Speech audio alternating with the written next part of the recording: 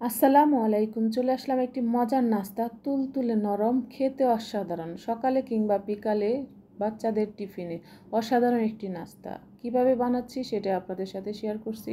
আশা করি সবার কাছে ভালো লাগবে। একটি লাইক দিয়ে সম্পূর্ণ ভিডিওটি দেখার অনুরোধ রইল।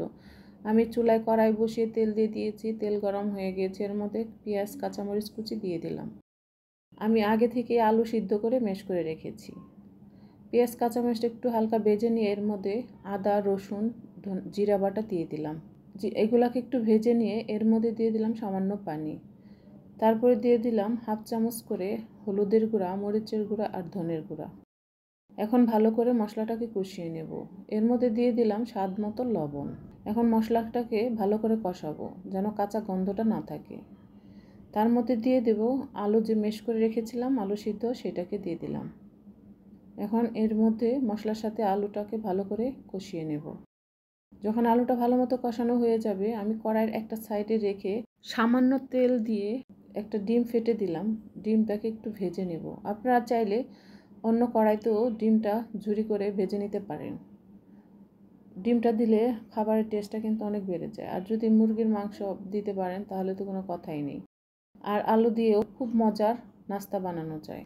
ঘরে আলু থাকলে বাচ্চাদের জন্য নাস্তা বানানো কোনো ব্যাপার না।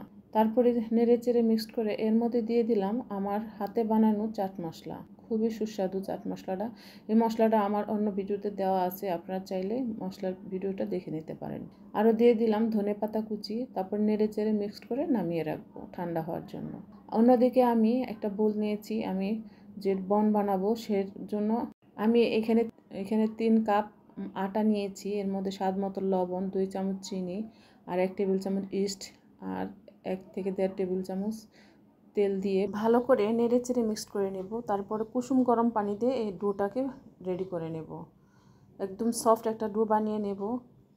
এর মধ্যে আর একটু সামান্য তেল দিয়ে উপর দিয়ে মেখে আমি এটাকে রেস্টে রেখে দিব 15 থেকে 20 মিনিটের জন্য। 20 মিনিট পরে ফিরে আসলাম। এটা দেখেন কত ফুলে গেছে। এটাকে আমি এখন বাতাসটা বের করে দিয়ে ভালো করে আরেকটু ময়ান করে নেব।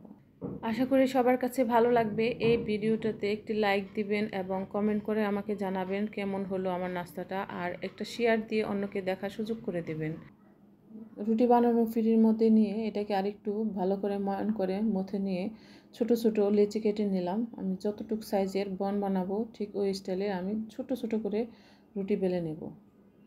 এভাবে রুটিগুলো আমি কয়েকটা রুটি বেলে নিয়ে দেখে বুঝে নেবেন আমি কতটুকু সাইজের বানাইছি। আপনার পছন্দ মতো সাইজ দিয়ে নেবেন। এর মধ্যে দিয়ে দিব আলুর পুরটা, আলু ডিমের যে পুর বানিয়েছি সেটা। আমি 2 সাইড থেকে রুটিটাকে আটকিয়ে দেব। এভাবে দেখে বুঝে নেবেন। আশা করি সবার কাছে ভালো লাগবে আর বানানোটা খুব ইজি। এভাবে করে আমি প্রতিটি বন বানিয়ে নেব। আমি একটা নাইফের সাহায্যে সুন্দর করে একটা ডিজাইন করে দিচ্ছি। আপনারা চাইলে চামচের সাহায্য করতে পারেন, আর নয়তো অন্য কোনো কিছু দিয়ে ডিজাইন করে নিতে পারেন, যেটা আপনার পছন্দ মতো। দেখতে ভালো লাগবে, খেতেও অসাধারণ। আপনার একটি লাইক আমার জন্য অনেক উপকার। শেয়ার দিয়ে অন্যকে দেখার সুযোগ করে দিবেন, তারাও যেন এভাবে বানিয়ে খেতে পারে। আমার এভাবে বানানো হয়ে গেছে। দেখেন তেল গরম হয়ে গেছে। চুলায় আমি প্যান বসিয়ে তেল দিয়ে দিয়েছি। তেলটা গরম হয়ে গেছে। এখন আমি এক এক করে বনগুলো দিয়ে দেব। আর যেহেতু এটার মধ্যে ইস্ট দেওয়া আছে, বনগুলো কিন্তু সুন্দরভাবে ফুলবে, একদম ফুলকো নরম তুলোর মতো হয়ে যাবে। যখন একটা সাইড একটু কালার হয়ে আসবে, আমি উল্টে পাল্টে ভালো করে ভেজে নেব। একটা চামচ দিয়ে আপনি উপর দিয়ে তেলটা দিয়ে দিবেন। আর খুব বেশি তেলের দরকার নাই, ডুবো তেলে ভাজা লাগবে না, অল্প তেলেই আপনি এটা ভেজে নিতে পারেন। আমি এগুলো উঠিয়ে নিয়ে আরও কতগুলো দিয়ে দেব। সুন্দর একটা কালার আসছে, আরও দিয়ে দিলাম। এই যে এভাবে আপনারা দেখে বুঝে নেবেন। ভাজাটাও খুব সহজ। মিডিয়াম আঁচে ভাজতে হবে, হাই হিটে না, একদম লো ফ্লেমেও না, মিডিয়াম আঁচে ভেজে নেবেন যেন পুড়ে না যায়, সুন্দর মতো হয়ে যায়। আর এটা হইতে সময় লাগে না, অল্প সময়ের মধ্যে হয়ে যাবে। দেখেন আমি সবগুলো বন বানিয়ে নিয়েছি, একদম রেডি। এখন গরম গরম পরিবেশন করে নেব।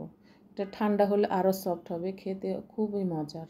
দেখেন কি সফট, একদম তুলার মতো, খেতে অসাধারণ। আশা করি সবার কাছে ভালো লেগেছে। সবাই ভালো থাকবেন। আপনাদের একটি শেয়ার আমার অনেক উপকার, আর আপনাদের লাইক কমেন্ট আমাকে অনেক উৎসাহিত করে। সবাই ভালো থাকবেন। আল্লাহ হাফেজ।